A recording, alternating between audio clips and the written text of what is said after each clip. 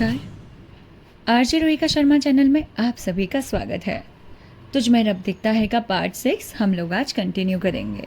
ये प्रतिलिपि का है और अगर आप चाहते हैं तो आप जाकर उसे रीड ज़रूर कर सकते हैं, क्योंकि ये लोग बहुत ही अच्छी और प्यारी प्यारी स्टोरीज़ को नरेट करते हैं। चलिए कहानी शुरू करते हैं।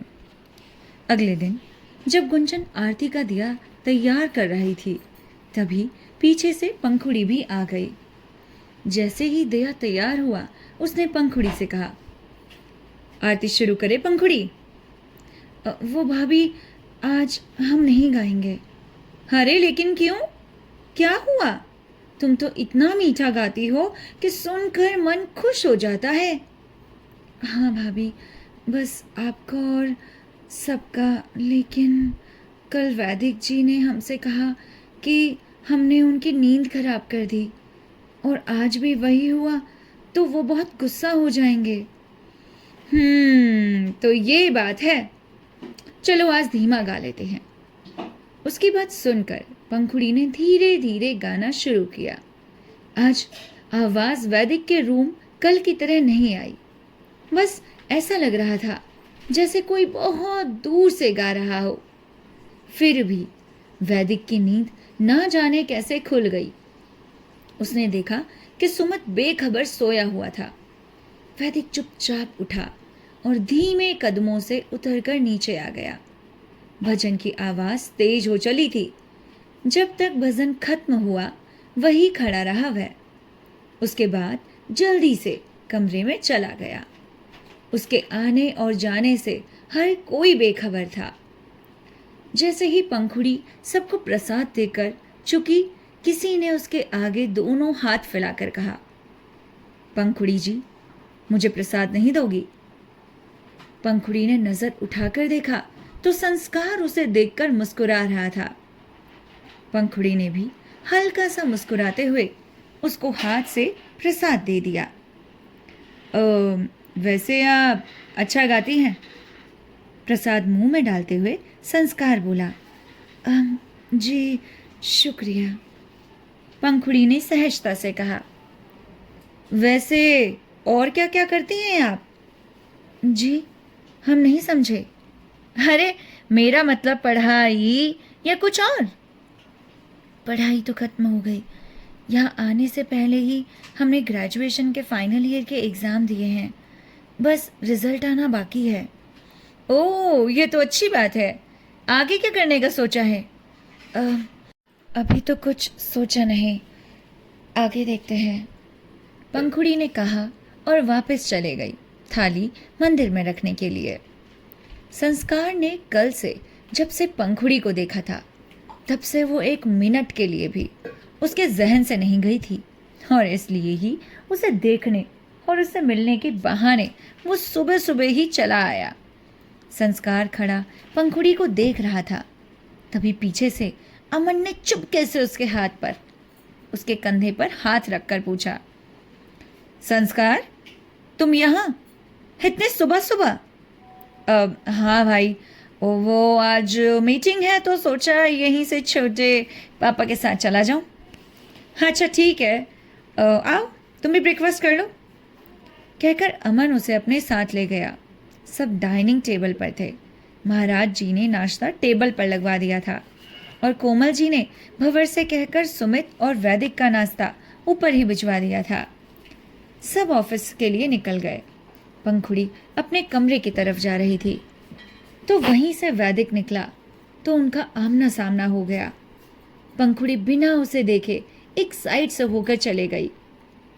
वैदिक ने भी कोई रिएक्शन नहीं दिया और चुपचाप नीचे आ गया, जहां सुमित पहले से ही उसका वेट कर रहा था। वो दोनों जाने ही वाले थे। आद्या दौड़ते हुए आई और बोली, भाई क्या आप मुझे कॉलेज छोड़ देंगे? Please please. ठीक है बैठ, वैदिक ने कहा तो आद्या सुमित की तरफ देखते हुए गाड़ी में बैठ गई। आद्या की नज़र सुमित पर ही थी, पर वो उसकी तरफ देख भी नहीं रहा था। आद्या को उसका अनदेखा करना चुभ रहा था, लेकिन कुछ कर भी तो नहीं सकती थी, सो चुपचाप बैठी रही और देखती रही। आद्या का कॉलेज आया तो वो उतरकर चले गई। सुमित ने उसे पीछे से जाते हुए एक नजर देखा और एक गहरी सांस लेकर छोड़ दी। धीरे धीरे समय बीत रहा था।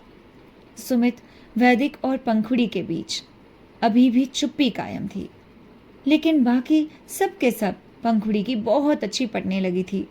संस्कार भी गाहें बगाहें अब राठौर विला आ ही जाता था ताकि पंखुड़ी से बातें कर सके। वो पंखुड़ी को पसंद करने लगा था। जितना वो पंखुड़ी को जानता जा रहा था, उतना ही पंखुड़ी उसे और पसंद आती जा रही थी। लेकिन पंखुड़ी बस संस्कार की बातों का जरूरत भर ही जवाब देती थी। एक दिन दोपहर के समय पंखुड़ी अपने कमरे में आराम से बैठे हुए कोई किताब पढ़ रही थी। तभी अचानक से संस्कार उसके कमरे में आ गया। उसे देखकर पंखुड़ी जल्दी से बिस्तर में खड़ी हो गई और बोली, आप यहाँ? ओह सॉरी, आप इस कमरे में रहती हैं? मुझे नहीं पता था। वो मैं एक फाइल लेने आया था। दोपहर बाद एक मीटिंग थी तो थोड़ा आराम करने का सोचकर कमरे में चला आया। संस्कार ने पंखुड़ी को ऊपर से नीचे तक देखते हुए कहा। उसके ऐसे देखने पर पंखुड़ी ने एक नज़र खुद को देखा तो उसे आभास हुआ कि उसका दुपट्टा गले में नहीं है। उसने फटाफट अपना दुपट्टा उठाया और ओढ़ लिया। उसका संस्कार का यूं देखना अच्छा नहीं लग रहा था। नजरें चुभती हुई महसूस हो रही थी। अपना दुपट्टा संभाल कर बोली, कोई बात नहीं। संस्कार तो बात बढ़ाने का बहाना ढूंढ रहा था, पर जब कुछ नहीं मिला तो मजबूरन उसे कमरे से बाहर जाना ही पड़ा।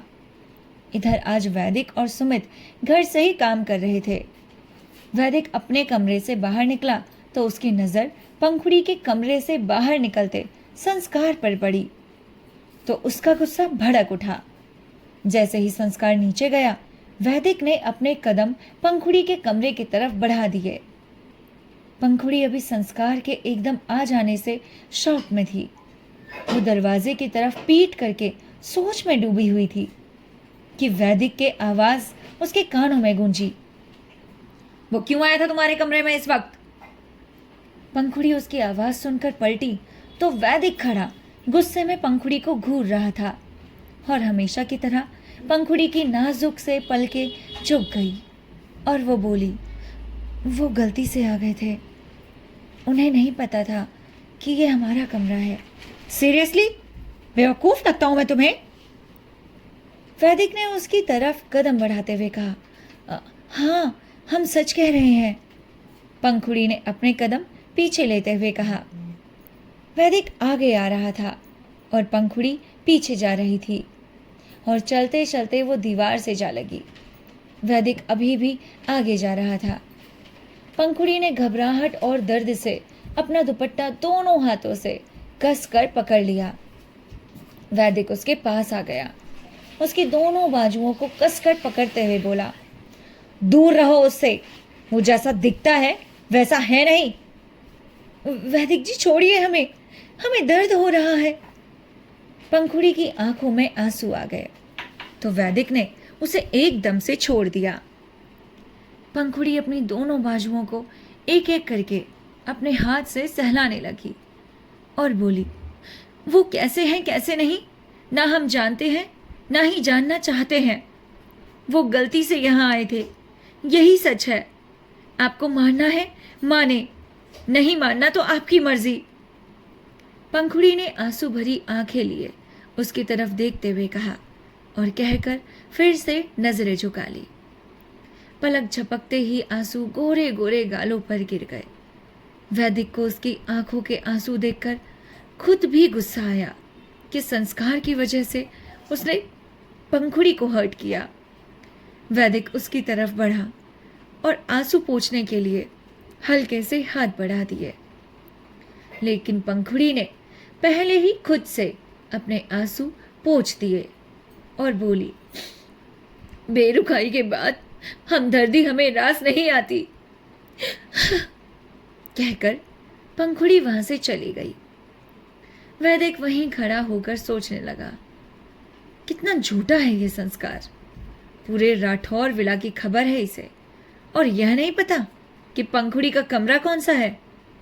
स्ट्रेंज, कुछ तो चल रहा है इसके दिमाग में, पर क्या? इधर संस्कार ऑफिस के लिए निकल गया था। वो मन ही मन बोले जा रहा था, सोचा था दोपहर को कम लोग मिलेंगे तो पंखुड़ी से बात हो जाएगी, थोड़ा टाइम मिल जाएगा, इसलिए बहाना बनाकर उनके कमरे तक चला गया। पर क्या फायदा हुआ, बात तो हुई नहीं, मौका हाथ से निकल गया। कुछ और सोचना पड़ेगा संस्कार, ऐसे नहीं चलेगा। पंखुड़ी को पास लाना है तो कुछ ना कुछ तो सोचना ही पड़ेगा। अचानक उसके दिमाग में एक आइडिया आया और वो मुस्कुरा दिया। और पार्ट 6 यहीं पर ही खत्म हो गया। पार्ट 7 के लिए आपको हमारा चैनल को सब्सक्राइब करना पड़ेगा, वीडियो को लाइक करना पड़ेगा, शेयर करना पड़ेगा और कमेंट करना पड़ेगा। भाई, आप लोगों की उपस्थिति के बारे में हमें तो पता ही नहीं चलता, ऐसे कैसे चलेगा? और 10-20 व्यूज़ का हम क्या करेंगे बताइए आप ही, जो कि आप 1-1 मिनट में देखकर छोड़ देते हैं। ऐसे तो हमें सपोर्ट नहीं मिलेगा ना ही मोटिवेशन मिलेगा। ना आपका लाइक आ रहा है, ना सब्सक्राइब आ रहा है, ना कमेंट आ रहे हैं, और शेयर तो भूल ही जाइए। ऐसे कैसे चलेगा? जल्दी से हमारे चैनल को सब्सक्राइब कीजिए, वीडियो को लाइक कीजिए, शेयर कीजिए, कमेंट करके हमें बताइए आपको कौन सी कहानी पसंद है, कहानी का कौन सा पार्ट आपको अच्छा लगा, पंखुड़ी आपको कितनी प्यारी लगी। मिलते हैं आपसे नेक्स्ट पार्ट में, तब तक के लिए नमस्कार, अपना ख्याल रखिएगा।